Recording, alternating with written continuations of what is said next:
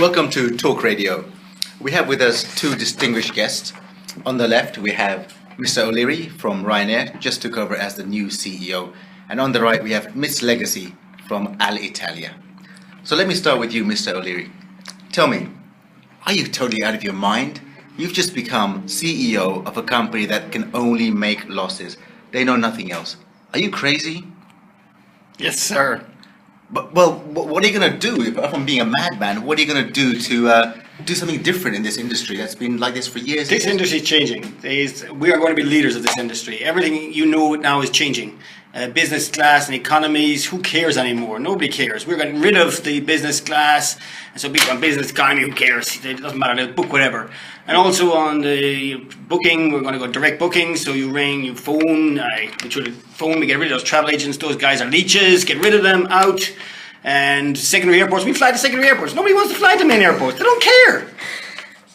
We don't think really that Mr. O'Leary is really serious when he says things like this. Are you just telling us that we did everything wrong in the last 60 years?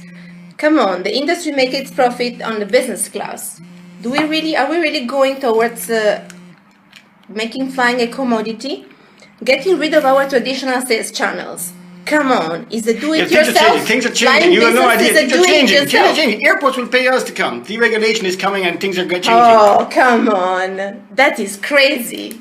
I'm not. I tell you. And we have no more allocated seating. You can sit where you like in the plane. That's the way it is. That's the way it's going to be. But come on. Regional airports. You can sit on my lap if you like. I will never.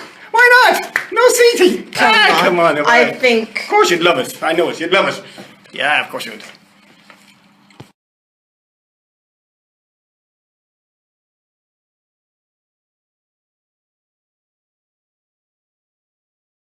Mr. O'Leary, thank you very much for your time. So, as the CEO of Ryanair, you've managed to make this company into a profitable one in an industry that's famous for only making losses. Tell me, how did you make that happen? Well, unlike the rest of our competitors, we were ready. We prepared for deregulation in the early 90s by changing the business model. We got rid of a lot of the costs out of the business. We changed the model from booking to online booking. When the internet came, we were ready when everybody else was asleep. And as you can see, the rest is history. It's as simple as that. But clearly your leadership style had a big impact. I also want to understand, what is it about the process and the culture? Well, it's cost. It was all about costs.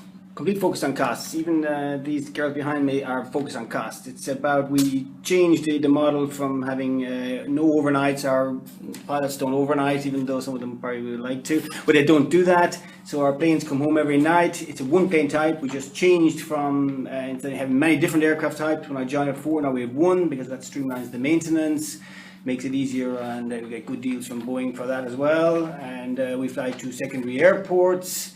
And of course, there's incentives for our pilots. They want to fly more, and you can obviously see why. Besides that, obviously, they also get paid more. So we get more productivity out of our guys. We focus on cost first, cost second, cost third. And it's as simple as that, where our competitors are asleep. Welcome. You have arrived on yet another on-time flight. Last year, over 90% of Ryanair flights landed on time, beating every other European airline. Ryanair for the lowest fares and the best on-time records.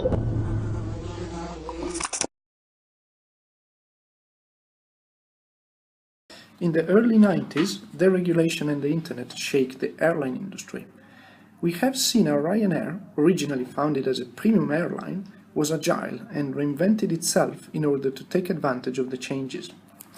20 years later, Ryanair is still agile, showing that you don't necessarily need to become a powerhouse when you grow big. The sky is the limit. So in economy it'll be very cheap fares, say €10, and in business class it'll be beds and blowjobs.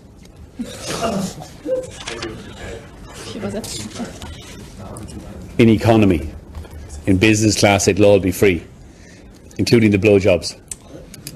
Okay. What's the German for blowjob? There's no German.